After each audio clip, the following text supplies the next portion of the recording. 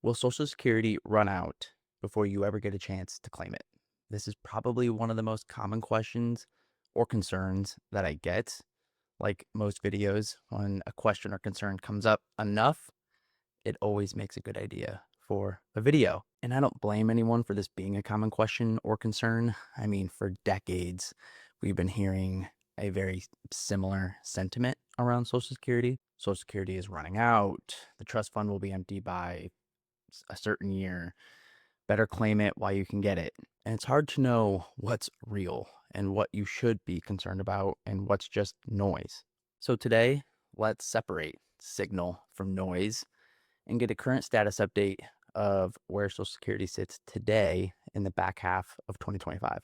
And before we do that, let's just start at the beginning. I think it's helpful. So Social Security was signed into law in 1935, right in the middle of the Great Depression, really because of the Great Depression. I mean, at the time, millions of Americans lost their jobs, lost half of their savings, and really lost their sense of security. So the government stepped in to create a safety net, right? A way to provide economic stability for really a lot of these older Americans that not only lost their jobs, but most of their savings to give them a sense of relief, a sense of support.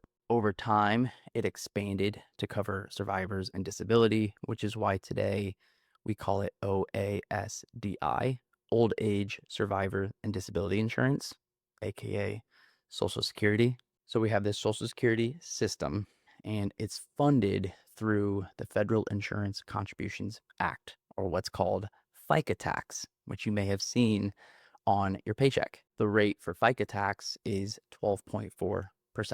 But if you're a W-2 employee, you pay 6.2% of that, and your employer pays the other half, the other 6.2% of the total FICA tax of 12.4%. If you're self-employed like me, you unfortunately pay both sides. So you do not get that little bit of, or not even a little bit, but you do not get the employer discount on the other 6.2%. Now, some public employees like teachers and nurses don't pay into the Social Security system at all. That's because they are required to pay into their own retirement system. For example, OPERS or STRS if you're in Ohio. So they don't pay Social Security tax, but they also don't get Social Security credits in those years. That 12.4% FICA tax is capped up to a certain income amount, or what we call a wage base. So for 2025, that wage base is $168,000. Well, it's $168,600. So any wages or income above that is no longer subject to Social Security tax or that FICA tax. When those FICA taxes come in, they don't just sit into a separate account with your name on it, waiting for you to claim it. Social Security is what's called a pay-as-you-go system, right? So all that means is the tax revenue, the taxes collected from today's workers are then being used to pay for this year's or today's retiree benefits.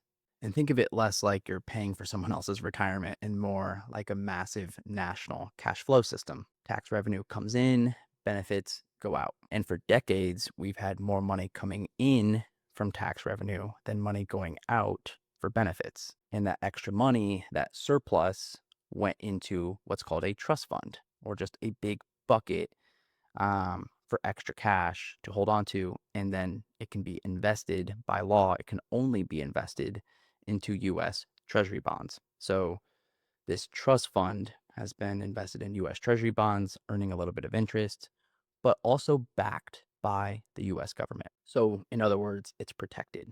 And for years and years, we've been filling up this bucket with that extra tax revenue until the baby boomers retired, and suddenly more money was needed to pay out claims than money coming in from the tax revenue. So we were now running into an annual deficit each year. And this actually happened in 2021. So in 2021 was the first year where Social Security payments were more than taxes collected. And since then, we've been using this trust fund, this bucket, to cover the difference. And that gap is expected to keep going and keep widening as just retirees live longer and there's more of them. Okay, so now you know that we're running an annual deficit each year. So how long can we do that? So let's talk numbers. Right now, the combined Social Security trust funds, there's actually two of them, but for simplicity, we're just going to say there's one of them. And you can see how much is in there. It's public information. You can go find what's called the trustees report online. In the 2025 trustees report gives us some updated information. So right now, you can actually see it right here. The trust funds hold around $2.7 trillion. So the main retirement fund is projected to run out in 2033, 2034 at the clip we're currently going at. So if we do nothing and we continue at this clip, we'll deplete the trust fund, and then the ongoing tax revenue that covers most of the benefits, about 80% of the benefits, would still be okay. But we have a 20% delta or difference that we need to solve for. So hopefully you understand now that even if the trust fund does go to zero, worst case, Social Security doesn't go to zero. We can actually continue to cover benefits, but only about 80%. Okay. So going back to worst case scenario, if you were planning on a $2,000 monthly benefit, maybe you would only get $1,500. Again, not ideal, but not zero. When that trust fund dries up, if that trust fund dries up, Social Security checks don't just stop. It just means there's no extra cushion left to cover the difference. So right now, as we sit today, the current worst case scenario is a 20% benefit cut on Social Security benefits in some later year. And if you're planning for retirement, if you're in that retirement red zone, 5 to 10 years away from retirement, it's important to plan conservatively when it comes to Social Security and adapt as we go. In our practice, we will, depending on how far away you are from retirement, we might reduce your benefits, your estimated benefit, to plan conservatively. And if it happens, well, we plan for it. If not, well, now we have some extra gravy to work with. So now you know what the Social Security problem is. Has this happened before? And of course it has. This is not new territory.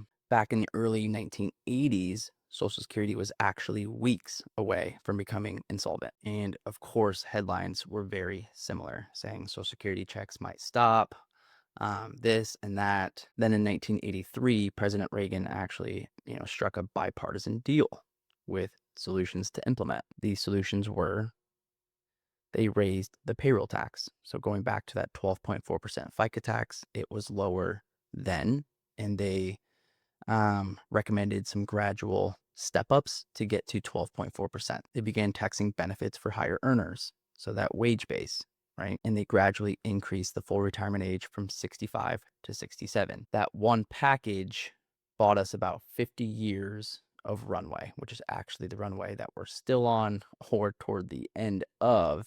And it's why we need probably a new package. But the pattern has always been the same: crisis, negotiation, compromise, fix. And as I like to say, and you may have heard me say before, history doesn't always repeat itself, but it often rhymes.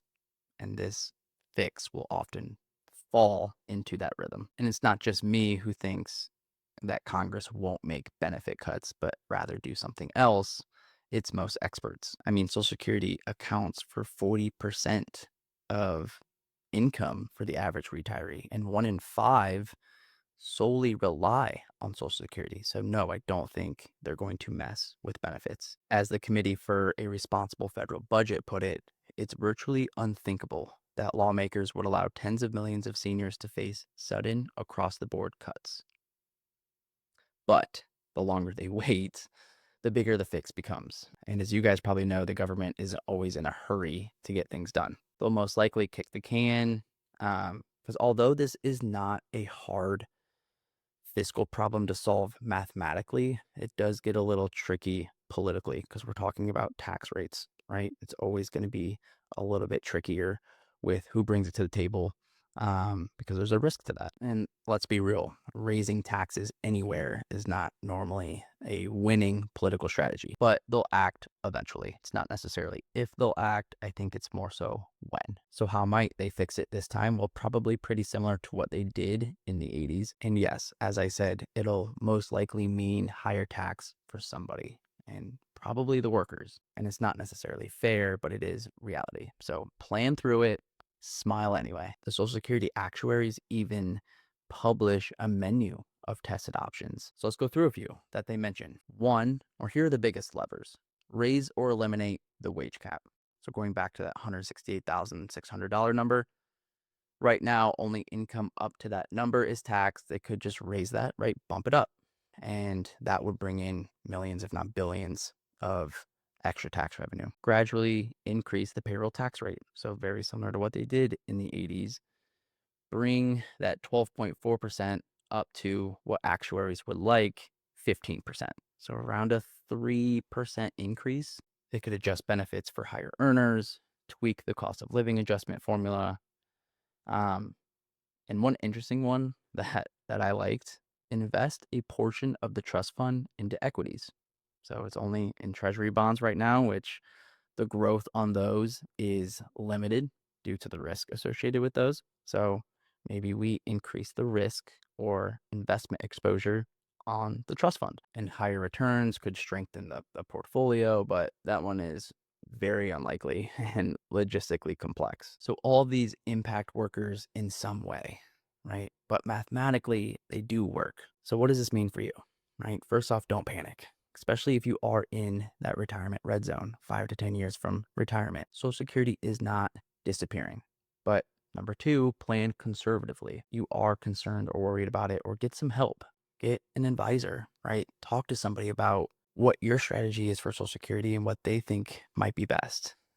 It helps to just hear different opinions. And number three, don't claim out of fear. So once you turn age 62, don't go claiming Social Security just because you think it's not going to be there at age 64 or age 65. I'm not saying claiming at age 62 is a bad strategy. I just don't want fear to be the sole reason why you do it. And of course, lastly, always stay flexible. So if you're planning for something, review, refine every 2 years, maybe annually, to adapt and keep up with the ever changing landscape and environment. It will always be changing. So we will always be refining. So we've been hearing that Social Security won't be there when we get older, or that it's going broke. Now, hopefully, you know that's not true. They will eventually do some sort of package. I mean, again, that's my opinion, but that package will most likely buy us another 50 to 100 years of additional Social Security runway. So take that for what it's worth. Hopefully, this is helpful. If you have questions, concerns, comments, let me know. Reach out. I'd be happy to chat with you offline or one on one. But really, the idea, the perspective around this is quite simple: plan, prepare, adjust, and be present. Get the most out of your wealth today and in the future.